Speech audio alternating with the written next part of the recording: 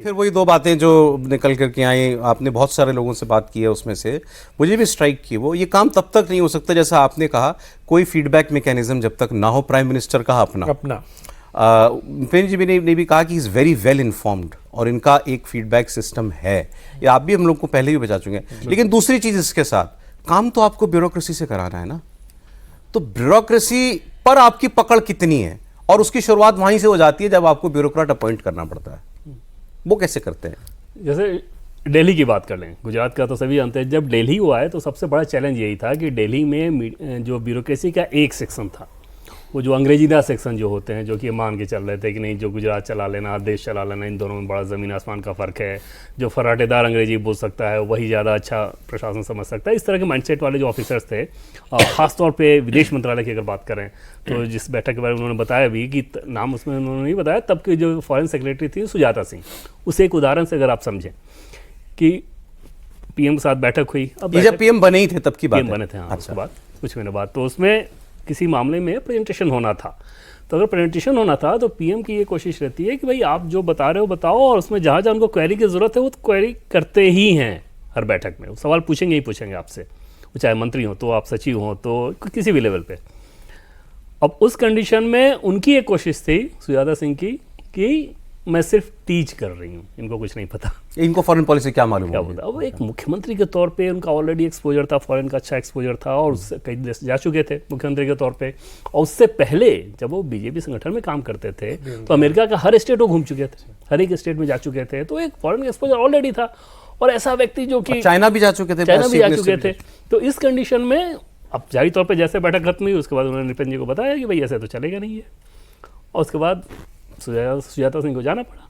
मतलब वो ब्रीफिंग की बजाय ट्यूशन देने लगी थी। हाँ, ट्यूशन देने लगी थी। अच्छा। तो वहां पर वो ये इजाजत नहीं देते कि ऑफिसर इस तरह के किसी माइंडसेट में आए, आप फैक्ट्स पे आए, तथ्य पे आए, वहां पे बात करें, फीडबैक लें, फीडबैक दें, वहां तक ठीक है। डोमिनेट करने की कोशिश करेंगे खामखा का एक हवा बना के, तो वो ब्यूरोक्रेसी। तो ये भी लग रहा है कि जब वो आए थे यहाँ पर तो मतलब यहाँ ब्यूरोक्रेसी लग रहा था कि शायद इनको एक सेक्शन को पूरे ब्यूरोक्रेसी मतलब ऐसी शायद विदेश मामलों की समझ शायद जैसे एक वैसा माइंडसेट नहीं होता है, कोई इकोनॉमी को लेकर कुछ समझ रहे हैं, कुछ विदेश मामले को लेकर समझ रहे हैं, और जब जब उनकी पहली बैठक हुई उसके बाद उनको ये समझ में आ गया कि नहीं, माइन्यूट नज़र है और चीज़ों को ये अंडरस्टैंडिंग बहुत ज़्यादा हो। इस हिसाब से सौरभ कि जिसका 50 साल का सार्वजनिक जीवन का अनुभव हो, उसके बेसिक्स जो है ना वो इतने मजबूत होंगे जो किसी अधिकारी के नहीं हो सकते। कई मामले में आप अधिकारियों के ब्यूरोक्रेसी को आप देखिएगा, क्योंकि आप एयर कंडीशन में बैठ के आप फैसले लेते हैं तो बहुत नैरो हिसाब से फैसले लेंगे। जो पॉलिटिकल क्लास होता है, क्योंकि वो जनता से सीधे जुड़ा होता है, ग्राउंड पे सीधे जुड़ा होता है, उसका फीडबैक सिस्टम कई गुना ज़्यादा वास्ट और ओपन होता है, तो वो सब एसेट पीएम के पास था और वो ब्यूरोक्रेसी में उन्होंने दखल देना शुरू किया। दूसरा, ब्यूरोक्रेसी पे निर्भर नहीं है इन्फॉर्मेशन के लिए, नहीं, एकदम से नहीं। और आमतौर पे जब जैसे एक बीच में सेक्रेटरीज का बहुत ज़्यादा प्रेजेंटेशन हो रहा था मान लीजिए, तो उस प्रेजेंटेशन में वो क्या करते थे कि मुझे सेक्रेटरी ने कुछ कहा कि इतनी बुरी स्थिति हो जाती है कि 5 घंटे 6 घंटे तो प्रेजेंटेशन चलता है, 7LK में मीटिंग होती थी,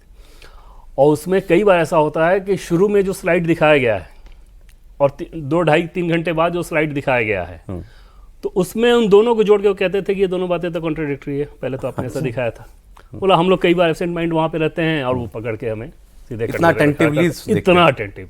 मैंने ये भी पूछा था कई लोगों से, कभी ऐसा आपने देखा कि बैठक हो रही है 4 घंटे 5 घंटे की प्रेजेंटेशन हो रहा है, जमाई ले रहे हो, वासी ले रहे हो, बोला कि आज तक ऐसा नहीं हुआ कि कभी किसी को ये देखने को मिला हो।